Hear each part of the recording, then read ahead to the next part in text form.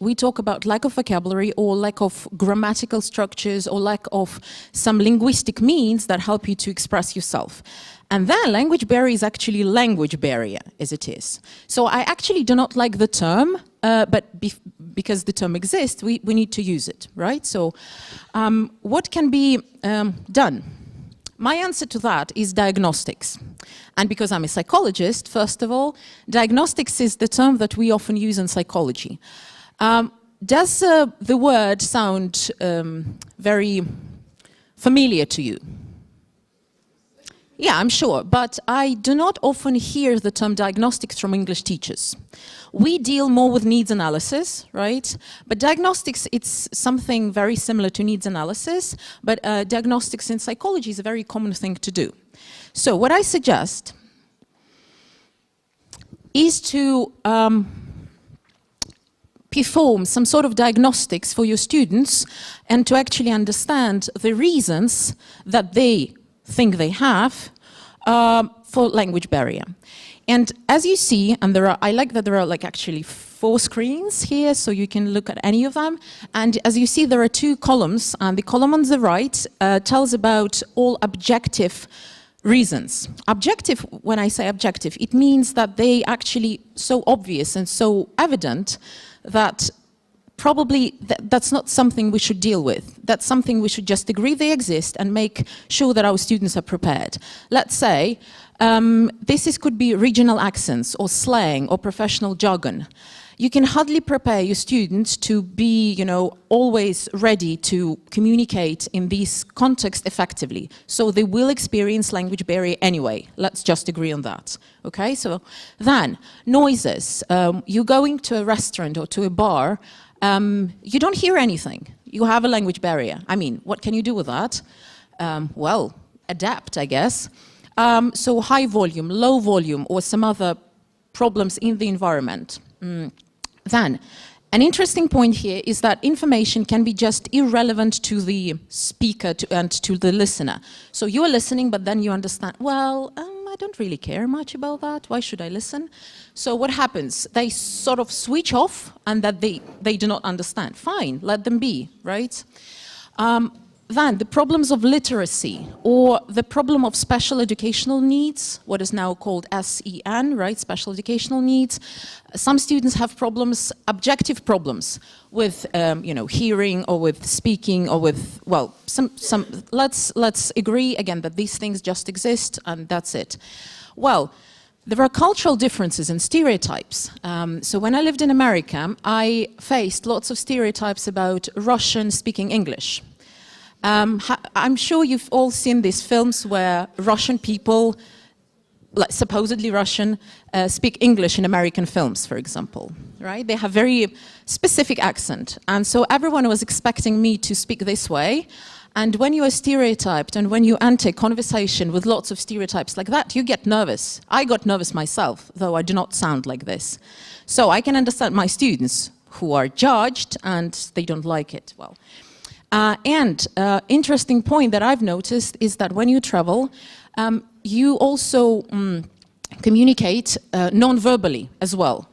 And because most people here probably in the room are Russian, you understand me clearly and my gestures and my posture and everything. But we understand that if we travel very often, there could be problems of non-verbal, character.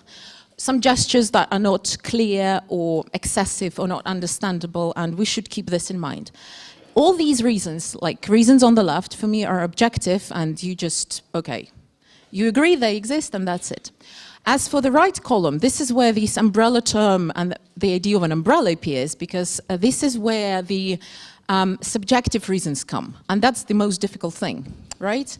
And the whole idea for me is to understand what your students think the language barrier is. So it's not about what you think. It's about what your students think, right? And that's where needs analysis comes. Before coming here, I decided to make a small research with my students. As you were told, I work at Moscow State University with psychology students. So I actually asked 55 participants of different ages and different backgrounds and different levels what they think language barrier is. I was just interested. And as you can expect, there were 55 different answers. I tried to analyze all that and put in some groups, and the only thing I could, kind of see, that they very often use the word fear, and as you see, it says fear of communication, fear of making mistakes, or fear of this, or fear of that. Then, language barrier is a difficulty. Again, difficulty to express oneself, difficulty to express your ideas, difficulty, lots of difficulties. Lack of something, lack of structure, lack of construction, lack of words, different things. So also complexity, inability, or even block. I like this one very much because that's how I experience language barrier. My mind just goes blank. I know everything, but I cannot express anything interesting. So what as a result, some interesting facts, interesting, well, for me, hopefully for you, is that language barrier, surprisingly, doesn't depend on the level. And it doesn't depend on the fluency. And it doesn't depend on the accuracy. And it doesn't depend on learning experience. Technically, it doesn't depend on anything what your students have. Probably you've ever had in your life students of high level who say, I have a language barrier. And you were kind of surprised because, why? You can speak freely. No, I do, but I make mistakes. Another person, I had this student some years ago, an adult, and he was a false beginner. Honestly, he was a false beginner. He had no language barrier at all. Like, at all. He was happy to talk. No one could understand him. He was fine. He was fine. So for me, language barrier, it's not what I understand it is, but that's about my students. So what would I do with a student of a high level with language barrier? Should I prove he doesn't have it? Probably. Should I help him? Sure. What should I do with a false beginner who thinks he doesn't have it? Should I prove that he has? Probably no. Why? He's happy. Why should I spoil that? So my conclusion here is that language barrier depends mostly on individual characteristics of the speaker. And then you should actually find out what reasons and what ideas lie behind each person, right? I thought about some techniques that I can share. I'm not saying they work all the time, but why not to try? So the first method is called 5 Why method. That's a very old method, and it doesn't come from psychology. It has existed for years. It's used in business and in many areas. So what's the idea? If you ask 5 why questions to a person, very persistently, the idea is that at the end, they will eventually come to the core idea, and you will come through all the stereotypes and all the blocks that people have. Well, that's ideally. Let's imagine there is a conversation that is happening between two people. So a student comes to you and says, well, I can't communicate, but I want to. And this conversation might be happening in Russian, of course. And you say, well, why is that? Why is that you cannot communicate? I'm afraid to speak. Okay, I understand that. Many people are afraid. Why are you afraid to speak? Well, because I don't know many words and grammar. Okay, why does it bother you that you don't know many words and grammar? Well, I make lots of mistakes. Fine, okay, why are you worried about making mistakes? I don't like when people use incorrect English. Okay, and why don't you like when people use incorrect English? It makes them look unprofessional. So this is just kind of an imaginary dialogue, but it might exist and it might have happened between you and your student. And this could be an adult student, let's say a business, English classes. And for him to communicate means to look professional. So it's not about only mistakes, it's not about confidence, it's not about whatever. But his image of a language barrier is about looking professional or not looking professional. If you do the same with your students, I'm not saying that it will work brilliantly, but you can try and see that maybe your student will express his own view of language barrier. And you might be surprised. I was a couple of times. I was, honestly. Well, and another method, which is a very simple one, why not to use just a questionnaire that you will give to your students to find out what they think a language barrier is, right? As you know, any questionnaire includes different types of questions. So you can make up this questionnaire yourself in a way that you think is appropriate to your student. And this could be in Russian as well. Why not? I mean, if you talk to beginners. So if you use an open-ended format, you can create a sentence. Again, this is based on the questionnaires and answers of my students. So let's say, I'm afraid to speak because, and then gap. Okay, fill it in, right? When I need to speak English, I feel, what do you feel? Tell me, right? So this is one way. True, false. I feel ashamed to talk because of my accent. Or, I'm afraid I will not understand something. True, false. Or any other. You can give a list of 10, 20, whatever questions, sayings, and they will give you an idea of true, false, right? Again, why do we do it? Because we want to know what our students think.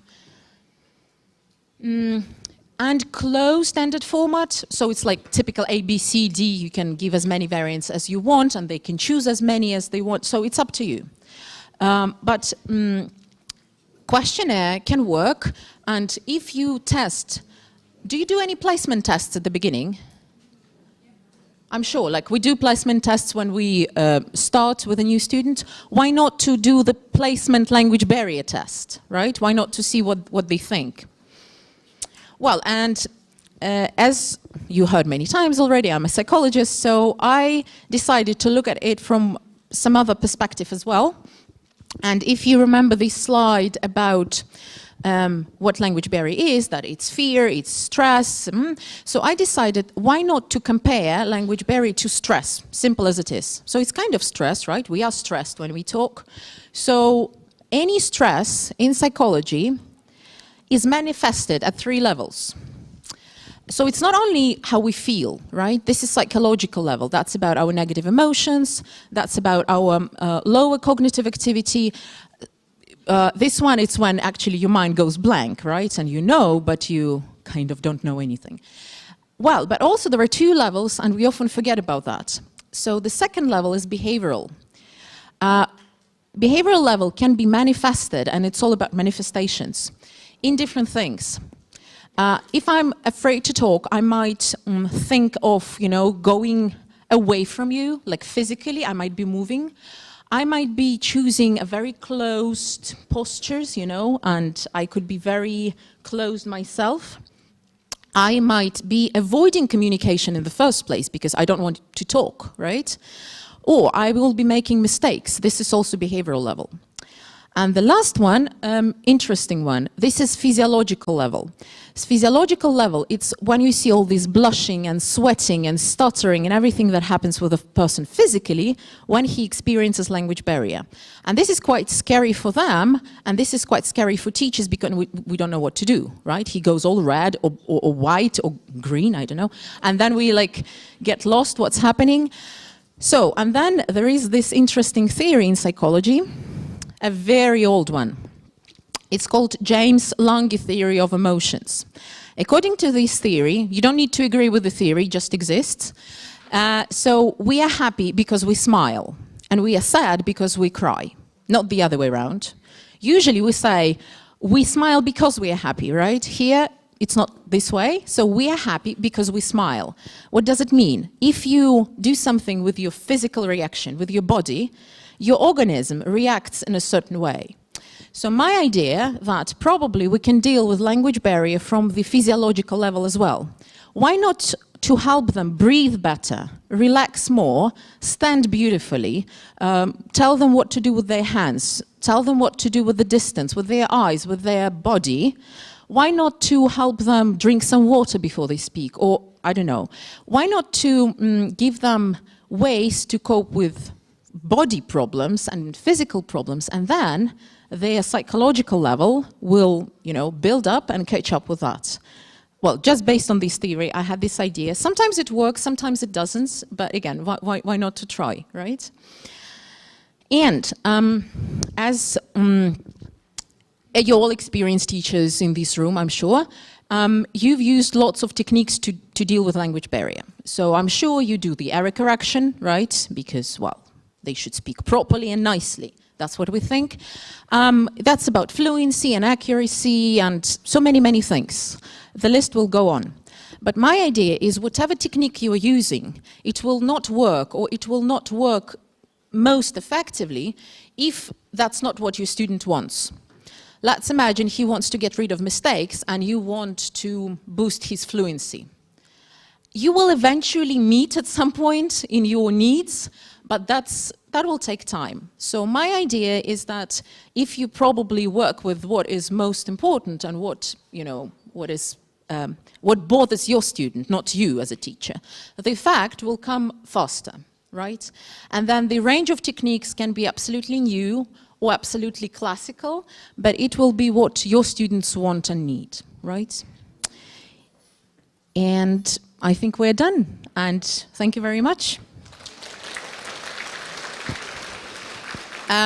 So this is me, obviously, and this is my email at kate.redkina@gmail.com. So if you want to contact me with some ideas or mistakes, sorry, not why mistakes, some ideas or questions, or maybe mistakes, I don't know. So please do. Thank you. Thank you very much, Ekaterina. Now, we have time for only one brief question. Who would like to ask a question? So if nobody? All right. Okay, it was perfectly clear then. Thank you. That's good.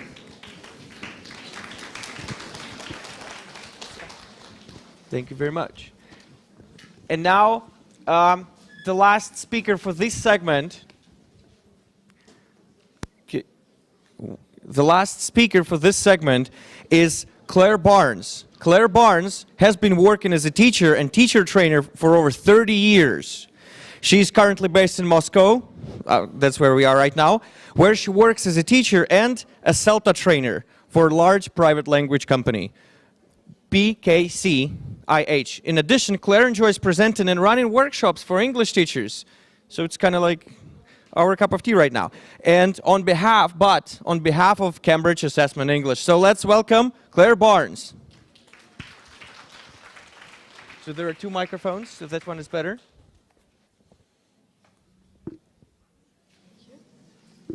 I only have one hand, so that's fine. Thank you. Yeah, no, I'm fine. Okay. Back. I'm going to move this one down. There we go. Back. There we go. Hi. Oh dear, that wasn't very good. Let's start again. Good morning. Thank you. Okay. Yeah, my name's Claire. You've worked that one out, yes? I have only 20 minutes today, but still, I would like to build a dialogue. So when I ask questions, they're not going to be rhetorical questions. I expect loud response, okay? Okay, fabulous. So, you know, a communicative approach to testing teens is what they told me to talk about, so that's what we're going to talk about. Yeah? I only have one hand, so at the moment it's a bit strange to be using a microphone and also trying to change slides at the same time, so I'm sorry about that. However, right. Okay. Basically what I decided to do was to look at some tasks from Cambridge assessment tests and to look at exactly how communicative they are and also how we can make them work in our communicative classroom contexts. Okay? Right. So, does anyone recognize this kind of reading task that you can currently see on your screens? Yes? Fabulous. Let's think of the context, shall we? So, we have 3 people here, George, Luke, and Mike, yeah? Who are these people? They're friends. Okay. How old do you think these people might be? Teenagers. Aha. So maybe they're also, classmates. Aha. Might they be university students also? Aha. So they could be. Aha. Fair enough. Aha. What if they were adults? They might be adults. Yes. There's nothing in that context to say they're not adults. Okay. Uh-huh. So do you think they're friends, or do you think maybe they might work together? Yeah? They could work together. Okay, fine. Uh-huh.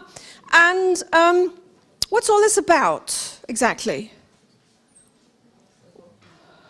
What's happening? Ticket for what?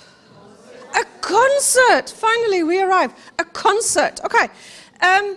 What kind of concert? Oh, come on, we can do... It's a concert on Saturday. Okay, come on, we're all teachers.